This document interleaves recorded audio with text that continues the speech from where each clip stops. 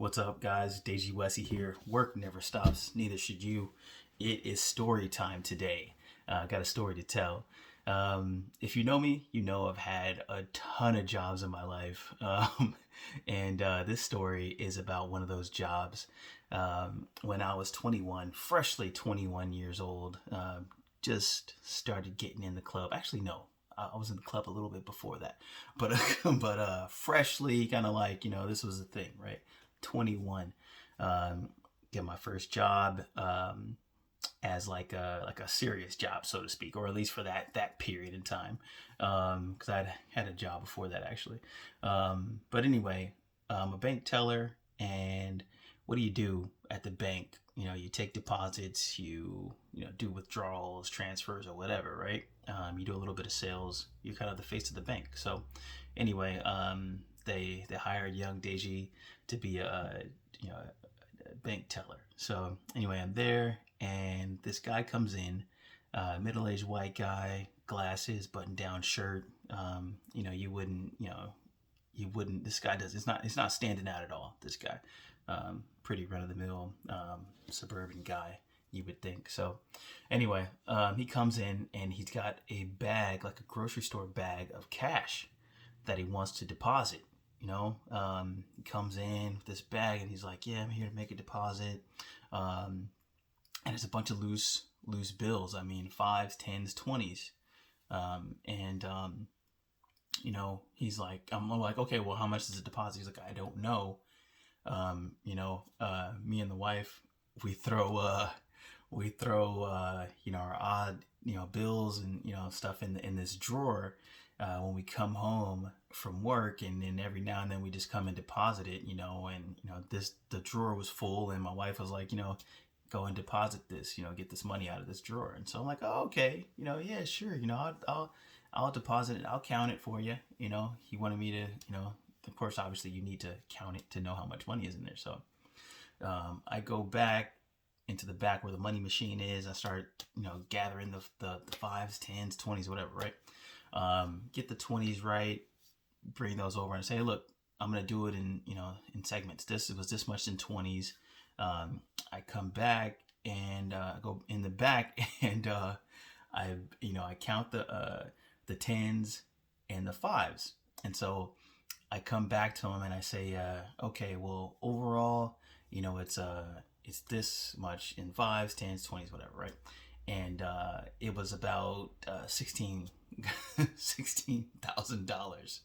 And so he's like, are you sure it's 16,000? I'm like, yeah, I did the count, And he's like, oh, no. He's like, I think it was more like 14. Are you sure? I'm like, yeah, I'm pretty sure.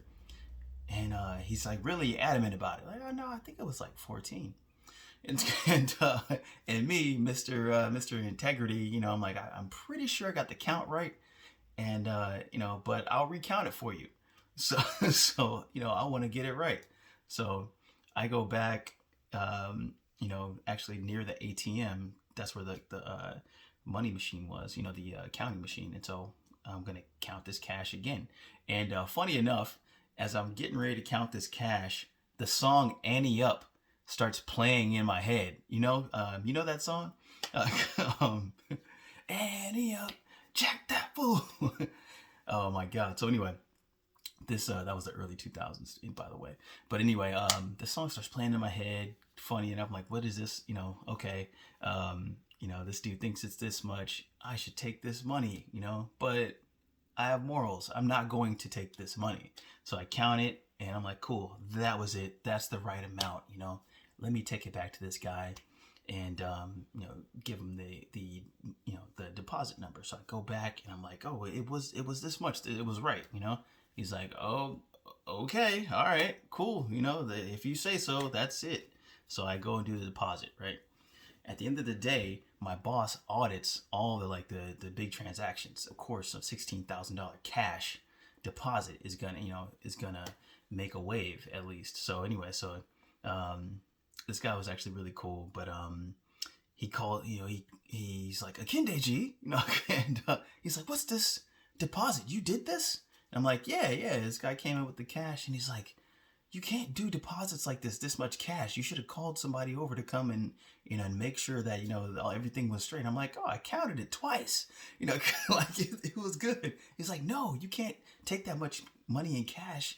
You don't know, where this money came from or what. And he's like, who was it? And I told him who it was. And he's like, no, that guy's a drug dealer. You can't do this. Now you're liable, for taking this deposit. And then it hits me. This guy wasn't, he knew how much money was in there. He was trying to get me to take the $2,000, to do the deposit. But me being, naive or whatever you want to call it, I didn't notice this. I didn't realize that. So anyway, I go home. I'm a young college kid with, really no money in my pocket. So anyway, so I'm thinking about $2,000. I'm thinking about, man, what I could have done. I could have, got a bottle at the at the club. I could have bought a bunch of Jordans and sold them, online or something on eBay, and all these things I could have did with the $2,000. But what I'm really telling the story for is that, like, $2,000. Think about like what $2,000, could do for you in a year's time. But think about the consequences of taking that money, right? Like, a lot of people can't see past the immediate come up. That $2,000 would have really done nothing for me, but a lot of people think, oh, I can do this thing and I get $400. Yes. And it's like, well, is that $400 really gonna make a difference in your life? $2,000? No, it's not. It really isn't. So I say this story to say, stick to your morals. No matter what, small, enticing carrot somebody might be dangling in your face. Stick to your morals, stick to your vision, and it'll all pay off in the end. That's for sure. Work never stops, y'all. Neither should you. Peace.